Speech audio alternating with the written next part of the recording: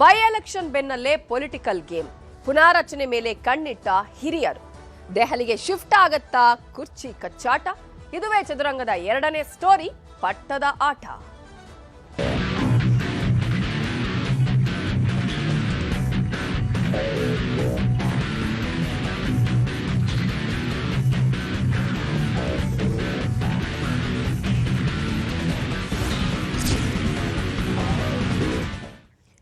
ಈಗಾಗಲೇ ರಾಜ್ಯದಲ್ಲಿ 2 ಕ್ಷೇತ್ರಗಳಲ್ಲಿ ಬೈ ಎಲೆಕ್ಷನ್ ಚುನಾವಣೆ ಅಂದ್ರೆ ಮತದಾನ ಇವತ್ತು ನಡೆದಿದ್ದು, ದಾಖಲೆ ಮತದಾನ ಆಗಿದೆ. ಈ 2 ಕ್ಷೇತ್ರಗಳಲ್ಲಿ ವೋಟಿಂಗ್ ಮಾಡಿದ್ದು ಜನರ ಮನಸ್ಥಿತಿಯ ಬಗ್ಗೆ ಸಿಎಂ ಮಾಹಿತಿಯನ್ನ ಕೂಡ ಕೊಟ್ಟಿದ್ದಾರೆ. ಕಾರಣ, ಕಳೆದ 2 ಕ್ಷೇತ್ರಗಳಲ್ಲಿ ನಾವು ಕಳೆದ ಹಲವು ದಿನಗಳಿಂದ ಗಮನಿಸಿದ್ರೆ ಇಡೀ ಸರ್ಕಾರವೇ ಇದೆ. ಇನ್ನೊಂದು ಕಡೆ ವಿಪಕ್ಷದವರು ಕೂಡ ಪ್ರತಿಯೊಬ್ಬರು ಅಲ್ಲಿ ಹೋಗಿ ಪ್ರಚಾರವನ್ನ ಮಾಡಿದ್ದಾರೆ, ಅಬ್ಬರದ ಪ್ರಚಾರ ಮಾಡಿದ್ರು. ಈ ಒಂದು ಚುನಾವಣೆ ಇದೆಯಲ್ಲ, ಮುಂದಿನ ಚುನಾವಣೆಯ ದಿಕ್ಸೂಚಿ ಅಂತಾನೆ ಹೇಳಲಾಗ್ತಾ ಇದೆ. ಹಾಗಾಗಿ ಈ ಚುನಾವಣೆ ಮೇಲೆ ಬಹಳ ನಿರೀಕ್ಷೆಯನ್ನ ಇಟ್ಟಿದ್ರು. ಆದ್ರೆ ಈ ಸಲ ಮತದಾರ ಪ್ರಭು ಏನ್ ಮಾಡಿದ್ದಾರೆ? ದಾಖಲೆಯ ಮತದಾನವನ್ನ ಮಾಡಿದ್ದಾರೆ. 2 ಕ್ಷೇತ್ರಗಳಲ್ಲೂ ಕೂಡ ವೋಟಿಂಗ್ ಬಗ್ಗೆ, ಜನರ ಮನಸ್ಥಿತಿಯ ಬಗ್ಗೆ ಸಿಎಂ ಕೂಡ ಮಾಹಿತಿಯನ್ನ ಕೊಟ್ಟಿದ್ದಾರೆ. ಈ ಒಂದು ಚುನಾವಣೆ ಅಥವಾ ಈ 2 ಕ್ಷೇತ್ರಗಳಿನ ಗೆಲುವು ಅದು ಒಂದು ಬದಲಾವಣೆಯ ದಿಕ್ಸೂಚಿಯ ಮುನ್ಸೂಚನೆ. ಎಲ್ಲರೂ ಕೂಡ ಅಲರ್ಟ್ ಆಗಿರ್ಬೇಕು ಅನ್ನುವಂತಹ ಸೂಚನೆಯನ್ನ ಕೂಡ ನೀಡಲಾಗಿದೆ. 2 ಕ್ಷೇತ್ರಗಳಲ್ಲಿ ಈ ಬಿರು ಬೇಸಿಗೆ ಇದ್ರೂ ಕೂಡ ವೃದ್ಧರಾದಿಯಾಗಿ ಯಾರ್ಯಾರು ತಮಗೆ ವೋಟ್ ಹಾಕೋದಿಕ್ಕೆ ಅವಕಾಶ ಇದೆ ಎಲ್ಲರೂ ಸರತಿ ಸಾಲಿನಲ್ಲಿ ಬಂದು, ಮಹಿಳೆಯರು ಆಗಿರ್ಬೋದು, ಎಲ್ಲರೂ ಬಂದು ಇವತ್ತು ಮತದಾನವನ್ನ ಮಾಡಿದ್ದಾರೆ. ಈ 2 ಕ್ಷೇತ್ರಗಳು ಮುಂದಿನ ಕುರ್ಚಿ ಕಚ್ಚಾಟಕ್ಕೆ ಯಾವ ರೀತಿಯಾದಂತಹ ನಾಂದಿಯನ್ನ ಹಾಡತ್ತೆ. ಯಾಕಂದ್ರೆ ಚುನಾವಣೆ ಮುಗಿಯುವವರೆಗೂ ಕೂಡ ಸುಮ್ಮನೆ ಇದ್ರು ಒಂದಷ್ಟು ನಾಯಕರುಗಳು.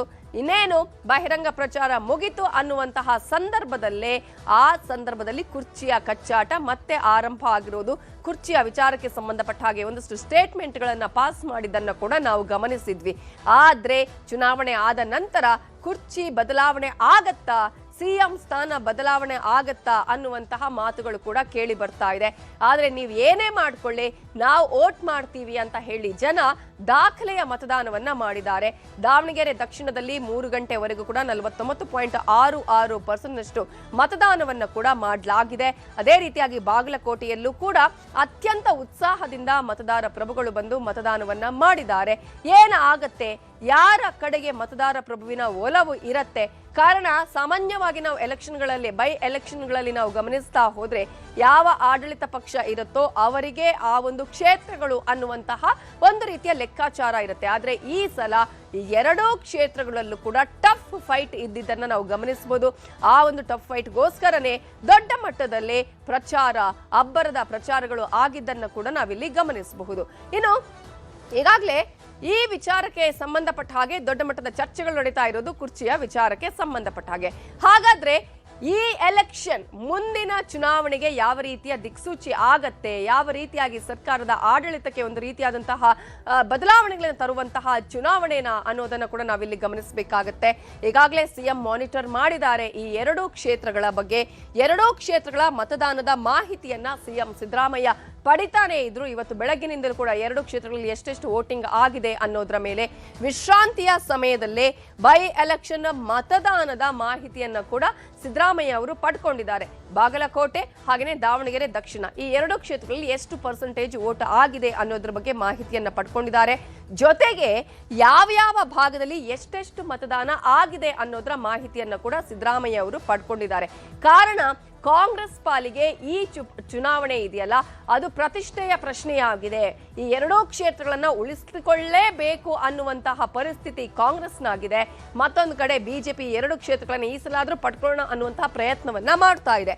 2 ಕ್ಷೇತ್ರಗಳಲ್ಲಿ ಗೆದ್ರೆ ಸರ್ಕಾರದ ಸಾಧನೆಗಳಿಗೆ ಜನ ಮೆಚ್ಚುಗೆಯನ್ನ ವ್ಯಕ್ತಪಡಿಸಿದ್ದಾರೆ ಅನ್ನುವಂತಹ ಹೆಗ್ಗಳಿಕೆ ಇರುತ್ತೆ. ಈ 2 ಕ್ಷೇತ್ರಗಳಲ್ಲಿ ಅದೇ ಕಾರಣಕ್ಕಾಗಿ ಗೆಲ್ಲೇಬೇಕಾದಂತಹ ಅನಿವಾರ್ಯತೆ ಇರೋದು.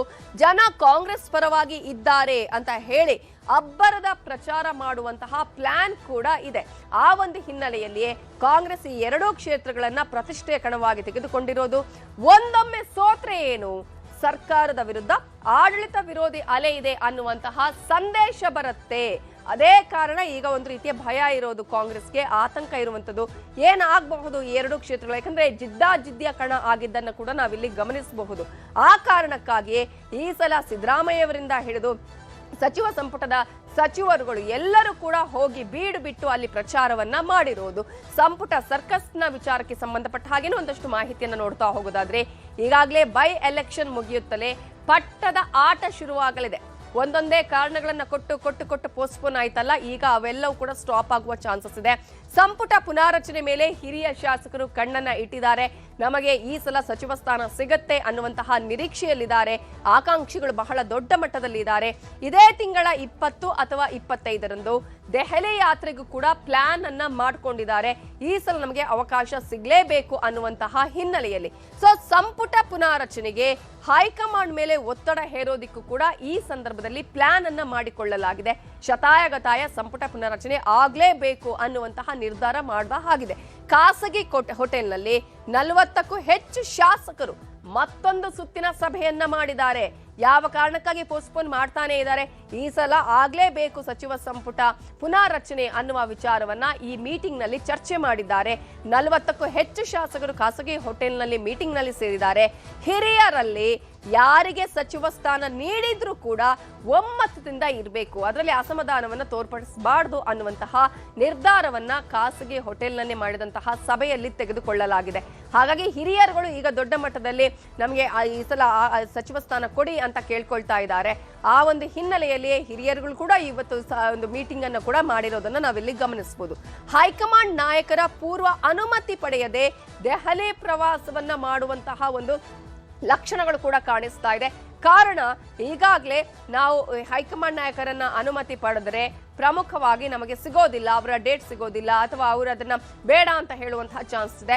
ಹಾಗಾಗಿ ನಾವು ಅಲ್ಲೇ ಹೋಗಿ ಬೀಡು ಬಿಟ್ಟು ಸಚಿವ ಸಂಪುಟ ಪುನಾರಚನೆ ಮಾಡಿ ಅನ್ನುವಂತಹ ಡಿಮ್ಯಾಂಡ್ ಅನ್ನ ಇಡಬೇಕು, ಒತ್ತಡವನ್ನ ಹೇರಬೇಕು ಅನ್ನುವ ಪ್ಲಾನ್ ಅನ್ನು ಕೂಡ ಮಾಡಲಾಗಿದೆ. ಇನ್ನು ಸಂಪುಟ ಸರ್ಕಸ್ನ ವಿಚಾರವನ್ನ ನಾವು ಗಮನಿಸ್ತಾ ಹೋಗೋದಾದ್ರೆ, ಪಕ್ಷವನ್ನ ಅಧಿಕಾರಕ್ಕೆ ತರೋದಕ್ಕೆ ನಾವು ಹಗಲು ರಾತ್ರಿ ಶ್ರಮಿಸಿದ್ದೇವೆ.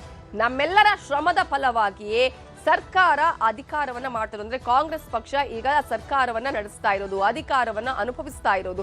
ಹಾಗಾಗಿ ನಮ್ಮ ಶ್ರಮ ಕೂಡ ಇದರಲ್ಲಿ ಬಹಳಷ್ಟು ಇದೆ. ಆ ಒಂದು ಶ್ರಮದ ಫಲವಾಗಿ ನಮಗೆ ಸಚಿವ ಸ್ಥಾನ ನೀಡಬೇಕು ಅನ್ನುವಂತಹ ಡಿಮ್ಯಾಂಡ್ ಕೂಡ ಇದೆ.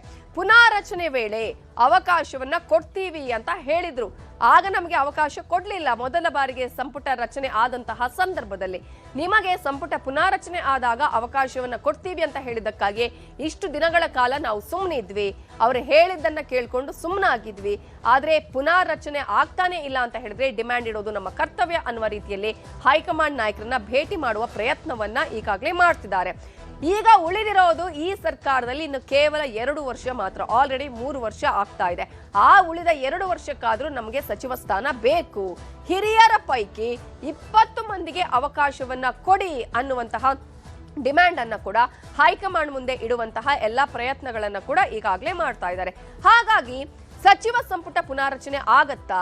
ಎಲೆಕ್ಷನ್ನ ಈ ಒಂದು ಗೆಲುವು ಯಾವ ರೀತಿಯಾಗಿ ಯಾವುದರ ಮೇಲೆ ಪರಿಣಾಮ ಬೀರುತ್ತೆ?